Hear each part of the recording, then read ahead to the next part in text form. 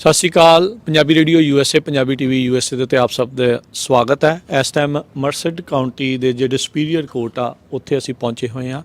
ਹੁਣ ਤੋਂ ਕੁਛ ਚਿਰ ਬਾਅਦ ਅਲਬਰਟ ਸਲਗਾਡੋ ਉਸ ਦੀ ਸੈਂਟੈਂਸਿੰਗ ਹੋਣੀ ਆ। ਅਲਬਰਟ ਸਲਗਾਡੋ ਦੇ ਬਾਰੇ ਦੱਸ ਜਾਈਏ, ਇਹ ਉਹੀ ਜੀ ਆ, ਇਹ ਉਹੀ ਬੰਦਾ ਆ ਜਿਸ ਨੇ ਢੇਰੀ ਪਰਿਵਾਰ ਦੇ ਕਤਲ ਦੇ ਵਿੱਚ ਆਪਣੇ ਭਰਾ ਹਸੂਸ ਸਲਗਾਡੋ ਜੋ ਮੁੱਖ ਦੋਸ਼ੀ ਆ ਉਸ ਦੀ ਮਦਦ ਕੀਤੀ ਸੀ। ਉਸ ਨੂੰ ਅੱਜ ਜਿਹੜੀ ਅੰਦਰ ਸਜ਼ਾ ਸੁਣਾਈ ਜਾਣੀ ਆ। 3 ਵੱਖ-ਵੱਖ ਇਸ ਦੇ ਉੱਤੇ ਕਾਊਂਟਸ ਨੇ। ਕਿਹੜੇ ਕਾਊਂਟ ਦੇ ਵਿੱਚ ਕਿਹੜੀ ਸਜ਼ਾ ਹੁੰਦੀ ਆ ਉਹ ਆਪਾਂ ਤੁਹਾਨੂੰ ਦੱਸਦੇ ਹਾਂ। ਆਓ ਤੁਹਾਨੂੰ ਲੈ ਚੱਲਦੇ ਹਾਂ ਅੰਦਰ ਕੋਰਟ ਰੂਮ ਦੇ ਵਿੱਚ, ਜੱਜ ਐਸ਼ ਦੇ ਕੋਰਟ ਰੂਮ ਦੇ ਵਿੱਚ, ਜਿੱਥੇ ਉਸ ਦੇ ਬਾਰੇ ਜਿਹੜੀ ਆ ਉਹ ਗੱਲਬਾਤ ਹੋਊਗੀ ਤੇ ਕੀ ਸਜ਼ਾ ਹੁੰਦੀ ਆ ਉਸ ਦੇ ਬਾਰੇ ਤੁਹਾਨੂੰ ਦੱਸਾਂਗੇ। Call the matters of Alberto Salgado, 22 CR 05188B. That's here for sentencing hearing. He also has some Charlie misdemeanors, 22 CR 04944, 20 CR 03508, and 20 CR 03440. He's present here in court with Mr. Johnson and Ms. Silvera and Ms. Gates for the people. And in the case for sentencing, the case ending 5188B, he had previously pled to counts 1, 2, and 3 of the first amended information. Count one was conspiracy to commit second-degree burglary. Count 2 was Penal Code Section 32, accessory to murder. And then count 3 was Penal Code Section 451, arson. And it was an open plea. And I did receive Ms. Gates' sentencing memorandum. So are you ready to go forward with sentencing at this time, Mr. Johnson? Yes, I am. Thank you. And are the people ready? Yes, Your Honor. Are there any victim impact statements? Yes, Your Honor. We have one impact statement, and we also have several family members here who will be introducing themselves to the court and their relationship with Okay. the case.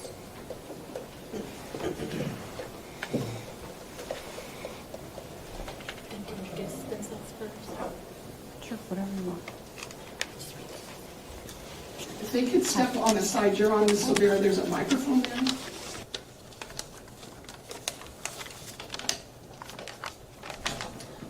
Your Honor, my name is Jasleen Kaur. I'm the sister of Amandeep and Jasdeep Singh. I stand here today and gather some strength to put my and my family's thought in words. I have 2 family members here, my father, Randeep Singh, Amandeep's wife, Jaspreet Kaur, and my husband, Balwinder, and my cousin brother, Sukhdeep, and his wife, Jaswinder. Yes, I do see they're all present here. Yes. The impact of this heinous act cannot be described in few minutes. It is difficult to move on when one family member passes away, and we have lost 4 family members, and that also not in a natural way. One cannot imagine the pain we go through each moment with the fact that parents, kids, family, and friends, they didn't get a chance to see their loved one last time to say goodbye. Parents raise their kids dreaming about their future. That was the dream my parents had when they brought us to USA. Just when they started their dream coming true, that took 20 years. It was shattered into so many pieces that it's almost impossible to put them together. My parents, Jasleen's parents, are broken just like any other parent who has lost their kids and grandkids to this kind of heinous act. They lost their motivation to live, to have good health. They are not able to sleep well and have nightmares when they sleep. They see their kids when they close their eyes, they hear their kids' voices, and their pain is indescribable. Jasleen's parents did not get a chance to see her granddaughter. Jasleen's parents were dreaming of holding their granddaughter for the first time. But instead of that, they held her dead body at her funeral for the first time. Jasleen's brother was waiting for her sister Jasleen to return to India with his niece Aroohi. He did not even get a chance to say goodbye to his sister or niece.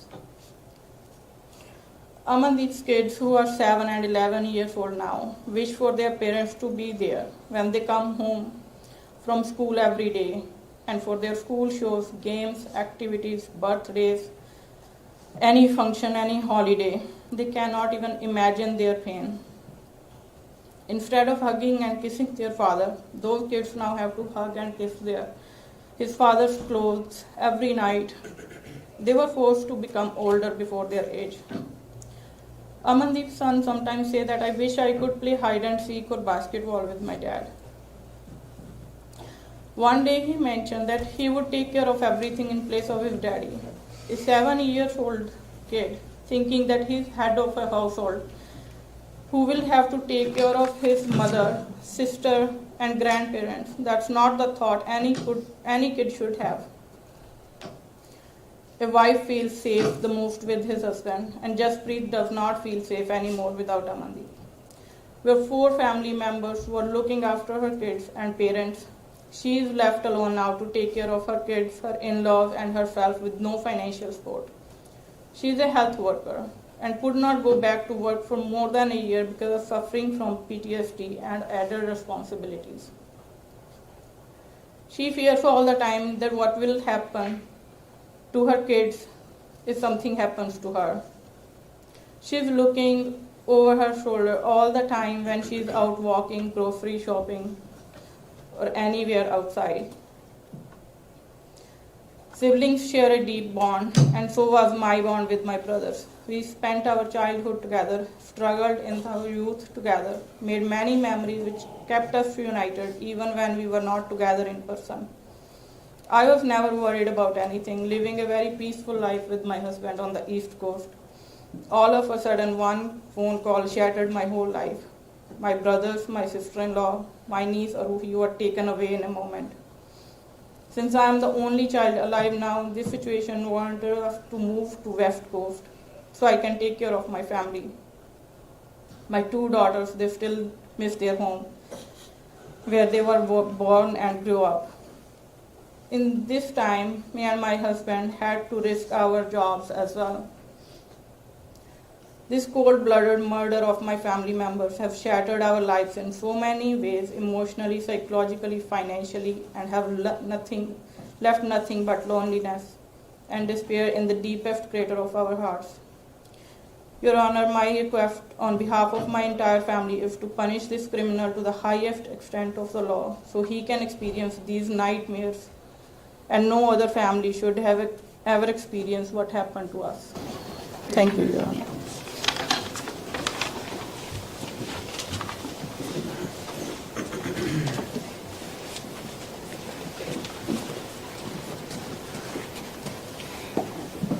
Is there anything else you should add? Yes, Your Honor, may we argue? Yes. The crimes that Jesus Salgado committed were unspeakably heinous. They had a tremendous impact on the family of the victims and the greater community. The fact that Mr. Alberto Salgado, knowing what his brother had done, could assist in covering up those acts shocks the conscience. That he was willing to aid and abet an arson, a dangerous act for his expectation of a little bit of money, is hard to imagine. This court heard some of the facts of this case in the preliminary hearing. The People's Sentencing Memorandum lists the aggravating factors that the defendant has admitted relating both to the crime and to the defendant's criminal history. The memorandum also lists the considerations for the court in what purpose a sentence in this case would serve to deter this kind of behavior both in the defendant and from others in the community, those who aid and abet or accessories after the fact to crimes, especially violent acts, and this is the most violent act one could think of, run the risk of, or create the risk that law enforcement can't solve these crimes and there's no justice for what has been committed. Because of all of these factors, it is in the interest of justice that this court sentence the defendant to the maximum term allowed by law. Thank you. Mr. Johnson?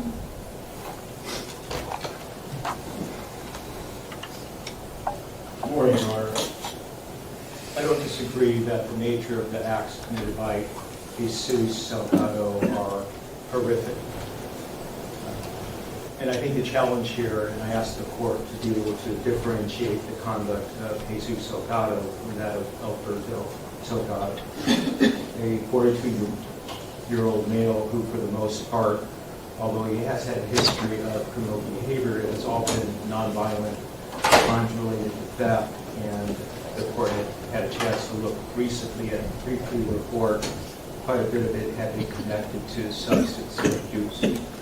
What's important to note here is when there was initial indication of his brother being involved in the crime, he met with and cooperated with the police. He gave a statement, and ultimately he didn't admit to any knowledge of what his brother had done, and he himself had been put in a precarious situation. I think there's enough facts that the court could find my client is eligible for probation. But in the event the court doesn't find that he is eligible for probation, I think the low or middle term is sufficient. And I think the challenge here is not to punish him for the acts of the sins of another. I looked through the people's memorandum on sentencing, and primarily it mostly talks about Jesus Salgado and then bootstraps my client to his conduct, and primarily their support for a high or aggravated term is really conclusionary without any empirical data. And for those reasons, I'd ask the court to either find my client eligible for probation or alternatively impose the low or middle term. Alberto Salgado does have some comments. He does have an allocution that he would like to read to the court if the court would accept that. Yes, he can read it.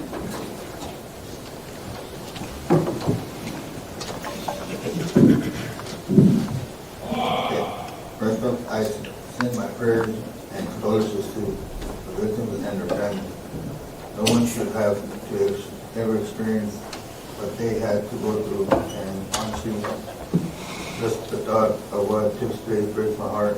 I can only imagine the pain and anguish their family had to endure, and I pray every day that God keeps them strong and helps them heal. Secondly, I hope that the victim's family and this honorable court takes into consideration that I was smothered up by the media and sheriff's department in regards to my level of participation in all that had happened.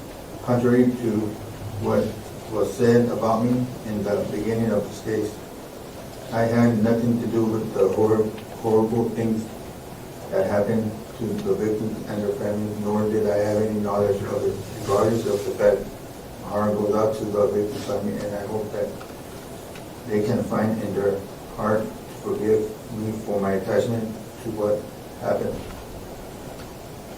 This has had a negative effect on my family as well. Their lives have been threatened, and my children have been attacked on several occasions as a result of the picture the media painted about me. Being incarcerated, I pretty much lost all that I own: property, cars, housing, etc. But this has not stopped me from contributing to my community and my current environment in a positive way.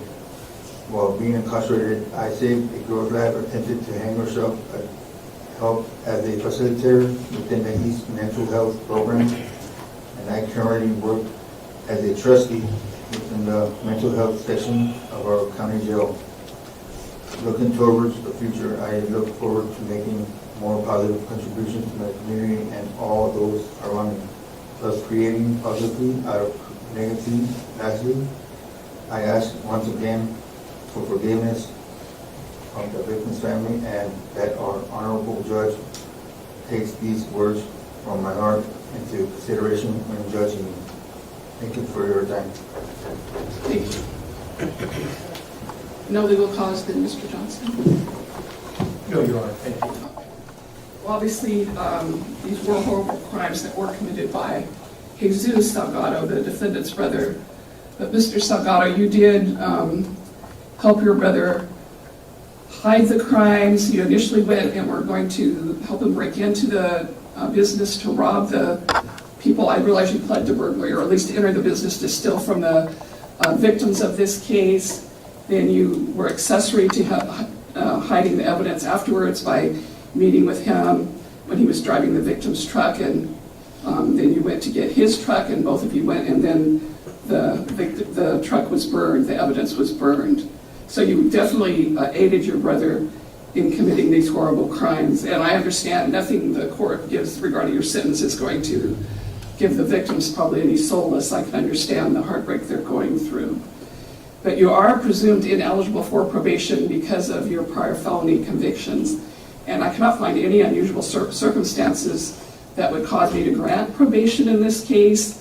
And I would note recently in 2018 and 2020, you had violations of probation. I believe in one case there were 4 violations. You didn't go to any of the classes that probation wanted you to go to, any rehabilitation programs. So based upon those factors, I am going to deny probation in this case. Regarding the aggravating factors, there was a stipulation to the aggravating factors. And I would find that these crimes do show planning and sophistication. You had to think it out with your brother to plan these crimes. You went to the business the night before or the day before and cut the fence so you'd have access to the business. And as I said, then you met with your brother, you went to the gas station, you got gas, and then you went and burned the truck. So all of that showing planning and sophistication. Also, your convictions are of increasing seriousness. You do have several felony convictions. I realize some were old, but obviously they're increasing in seriousness, so I do think the upper term is appropriate in this case. So as to count 1, probation is denied, and you are committed to the Department of Corrections for the upper term of 3 years. And that's for the 182/459 conspiracy to commit burglary. As to count 2, which is Penal Code Section 32, the accessory to murder, you receive 1/3 the midterm of 8 months to run consecutive. And I do think it's appropriate to run it consecutive because those were totally different acts committed on different dates with different intents. As to count 3, Penal Code Section 451, the arson charge, I believe that would be 654 to count 2. The whole intent in going to stealing the truck and then going and getting gas and burning the truck was to hide the evidence of the murder. So I'm going to impose the upper term of 3 years, but I will stay that pursuant to Penal Code Section 654. So it'll be a total of 3 years and 8 months at the Department of Corrections. And let me see his credits. Do we know his credits? They show 497 plus 496. Are you in agreement with that, Mr. Johnson? That's as of today's date. No objection. So we'll show you have credits of 497 plus 496 conduct for a total of 993 days credits. You will have a restitution fine in the amount of $900. An additional $900 fine will be stayed pending your successful completion of parole. There is a $90 conviction fee, $120 security fee. All order restitution is reserved an amount to be determined in the future. Were there any other requests, Ms. Silvera? That was the main terms I could think of. Yeah. And I did just want to say, Mr. Salgado, the statement you gave, I found it very concerning in some ways. You seem to turn the whole situation into you being the victim, that somehow you're the one that caused yourself to go to jail and for your family to suffer. I just didn't understand that part of your statement. It didn't show an insight at all, a total lack of remorse. So that's the reason for giving my sentence. So it'll be 3 years and 8 months. So you'll be ready to be transported to the Department of Corrections. What about the misdemeanors? Your Honor, in light of the prison commitment, if you will move to dismiss the misdemeanors that have not previously been dismissed.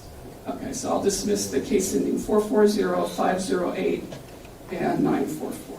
With request from Harvey waivers just for any outstanding restitution issues. Applicable, Your Honor. And we'll show that is with a Harvey waiver for restitution purposes. If there's anything else? Yeah, well, thank you, Your Honor. Thank you.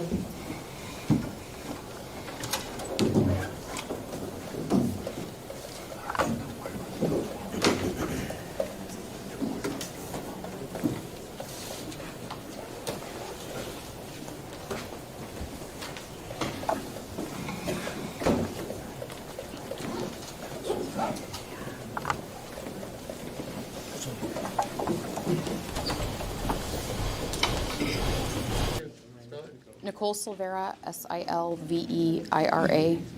First is Nicole. Talk to us about the win today. He got the maximum sentencing. Obviously, I'm sure the family feels like it's not enough, but still a win for your team here. About that. I don't like to use the phrase win because I think there's no winners in this. We saw the loss that the family's gone to that they spoke about in court. It is the maximum amount allowed under law. So we do feel that that's as much justice that can be served in the courtroom. So we are pleased with that outcome. We noticed you were talking to them just now. If you can, what did you share with them? Any words? I was just kind of talking to them about the sentence and why we believe the judge imposed what they did, and I also shared with them that I agreed with the judge's statements at the end, that she found that his statement he made in court showed no remorse whatsoever. He still does not accurately reflect on his role in these crimes. So I was glad that the judge pointed that out. I mean, it's safe to say you almost didn't even take accountability because he was talking about his life being destroyed when he acted so horrific towards his family. Yeah, he didn't take any accountability at all, in my view. That statement was all about him, and he was still denying responsibility for his role in the crime, which he was found guilty of by the judge after a plea. So, it's really disheartening to see that. Katie, how come they couldn't put more? I mean, it just kind of like, it's part of the murder. 3 years doesn't seem like it. That's the maximum amount prescribed by law. So accessory after the fact is a maximum term of 3 years, as is an arson. What the judge was talking about is that under the law, when you have the same intent, so covering up the crime by burning the evidence is kind of the same act. So even though they're separate crimes, they're punished the same. And then the conspiracy to commit the burglary was an act that occurred more. So it is the maximum amount prescribed by law. Like I said, I don't think it's ever going to be enough for what happened to this family, but we follow the law, and we're happy with the maximum imposition. So they got a little justice today? Yes, in the courtroom, yes. Can you explain the sentencing, just how much time he'll actually be serving? So that was another thing I was talking to them about. I mean, under the law, he is eligible for certain credits, good time credits, but we don't have any control over that. So sometimes it's, up to 50%. He can get day-for-day credits if they find that he's behaving in jail. That's what, again, is prescribed under the law. That's something that's sort of out of our control. So our job was to seek the maximum sentence that we could under the law, and that's what we did. So he'll serve about half of what he was given. It seems like, I was talking to the defense attorney, it seems like he's going to serve like 22 months, something along those lines. Still, it just doesn't feel enough. Your heart has to break for this family. Yes, like I said, it's an act of justice in the courtroom, but still, what they're going through, what they went through, as the judge said, it's never going to be enough time for them. Do you have any update on the Jesus Salgado case? Yes, we're going back to court tomorrow. I don't comment publicly too much on the facts of that because we have preserved our right to pursue the death penalty, so we want to make sure that we ensure a fair trial for him. In your career, is this one of the biggest stories that you worked on, or Cases? Unfortunately, yes. I think it's one of the biggest cases Merced County has seen, so it's very unfortunate. What did the family feel when you were talking to them? What did they say to you? I mean, they're still heartbroken, about what happened. Even a maximum sentence like this in the courtroom doesn't bring their loved ones back. So they're still heartbroken over this. Thank you. Okay, thank you.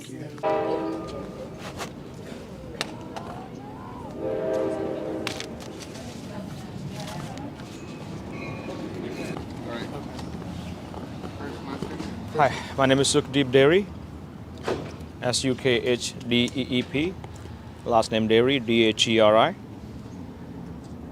Let's start with initial thoughts when you heard the verdicts today. It's very difficult for us. I mean, we family, what happened to us, we were expecting a lot more jail time, but we respect the Constitution, and he got 3 years, 8 months, minus the time, whatever he already spent, so he got probably, as I believe, 22 months left, and his probation was declined, but from judge, we respect that. once again, I mean, it's not going to bring my family back, but we want those criminals behind the bar so they can hurt any other family the way they hurt our family. What do you hope happens to his brother? Sorry? What do you hope happens to his brother? More time? We are asking for death penalty, and we're not gonna step back. It's not more time. He shouldn't have not live in this world for taking somebody's family, like those young kids. My brothers, Jasleen, just came to the United States for seeing American Dream, and that dream was not shattered. It was like kind of snatched from us, and I have no words, even for me or anybody else. Hitting a girl or even touching hardly to 8 months old baby is hard, and this criminal killed her in orchard for no reason. She had a whole life ahead of her, and she didn't even see the world. So I mean, yes, we are expecting a way more than for Jesus Salgado, and we want to stick in death penalty, and we go from the court. We see how it goes. How hard has it been since it's been a little over a year? It's as I told you guys before, this wound will be never healed, and it will go away with our deaths. This is not like something we're talking, something car stolen or something. My 4 family members have been snatched, and my uncle is here, and my aunt, she cannot come to the courts, and whenever I go see her, and she can't go through. Her life is like she have no positivity. She look her the daughter, grandchildren, but still, every day she's dying. They are dying. We're dying too. But it's very hard for parents, and especially for Navdeep, Jaspreet, and my nephews. They were not prepared to lose the father so early. I have 2 questions. The first one, we know that the district attorney said they pursued the maximum amount of time they could, which was only 3 years. That seems wrong. It seems too wrong to us. I mean, as I told you, I mean, we want these people behind the bars forever, but there's a law, there's constitution, because as the judge says, there's a 2 different charges they have, and both charges have 3 years and 3 years separately. But in laws, when you see by law, it's the same thing.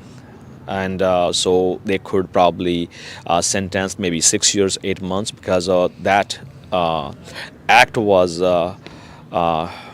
it was like similar to the other act, so they cannot sentence him more than 3 years. Do you think laws need to change? Laws need to be changed from beginning. I mean, for let's say Jesus Salgado, he 7 to 10 years back, he kidnapped another trucking family. He went to their house on the gunpoint. He duct taped their hands and feet, and he threw whole family in the pool. So he almost killed them. Luckily, they were lucky, and I don't know how they survived, and they filed a case against him, and he got punished. And because there's a lack of law, or it's like I don't know how I can describe that, he got jail out of his time before his time. He got bail, he got probably probation, but he did same act. This time he made sure nobody he's left alive. That's why he did. He made sure nobody left alive, so nobody can give statements. So the law punished him first time properly, a death sentence. Probably my family would be alive this time. If you could say something to your family members who are no longer with you guys, what would you want them to know about today and how you guys are here fighting? I just want to let them know we were with them before, we are with them right now too, and obviously we all love them, miss them, and we have no words. What can I tell them? For a living person, you tell different feelings. The one been lost is different feelings. We remember them every day, nights. I mean, we whole family still wake up like midnights, like 2 a.m. and then we cannot go to bed. So we remember them. Can we get some of the other things? Yes, sure. Today, the district attorney says a little justice was served, but it doesn't make it right. Talk to us about that. It certainly does not feel like the crimes of this stature should only be given 3 years and 8 months of sentence. We were expecting a lot longer sentence, but it's with the Constitution that how long a criminal can be in jail. So we do respect that the district attorney tried their best to get him the full sentence that they could. But in general, if you look at it, if other criminals are looking at it also, if a crime like this only gets 3 years and 8 months, it doesn't stop others from doing this all over again. It seems like we were talking, and you guys it's like a nightmare. You guys just keep waking up in the middle of the night, and it's just like never ending. It's a nightmare. Right. Share more about that. So when somebody goes all of a sudden, right, you have so much memories, there's so much integrated in your lives, and suddenly when someone is taken away, you feel that void. You feel those nightmares. Then the thoughts of how they might have died there, what they might have done. Had somebody seen them who could have helped them. All those feelings of helplessness. That if we knew we could have done something. If somebody might have seen, they could have done something. Why they were taken. In this manner. Why Aroohi was killed, she had nothing to do with it, she couldn't tell anything. So all those thoughts haunt us on a day-to-day basis. And are we getting any answers from the court sessions? Probably not. This young woman spoke in court, and she expressed how the murders affected so many people on such a bigger scale within your family. Talk to me about, and that Alberto heard her, but what would you want them to know jointly about the pain that they just caused your family? So, my message to the community is that, first of all, I want to thank the community, not just our Punjabi community, but, the Hispanic, Latinos, the American community. All of the communities have opened their hearts and have supported us. Nobody should experience anything like this, even in their dreams, right? My message to community is that there is a bigger case that's in motion right now for Jesus Salgado. We want to make sure that we continue to get their support. We want to make sure that we all are pushing for death penalty. And the community should support us to get the maximum sentence for that criminal. And somewhere along the lines, we would also like to see if I'm not sure. I'm not a lawyer, but I have read that in certain other states the sentences for these kind of crimes are way higher than California. So California should look into their laws to see, if things that are related to murders, people trying to hide the facts, should not be back on the streets in 3 years and 8 months. Do you think it's just a slap on the wrist? I would not say that, because I think within the confines of the law, law enforcement as well as the Constitution, the DA's office have tried their best. It's just the law that prevails. Laws just need to change. Yeah. Thank you.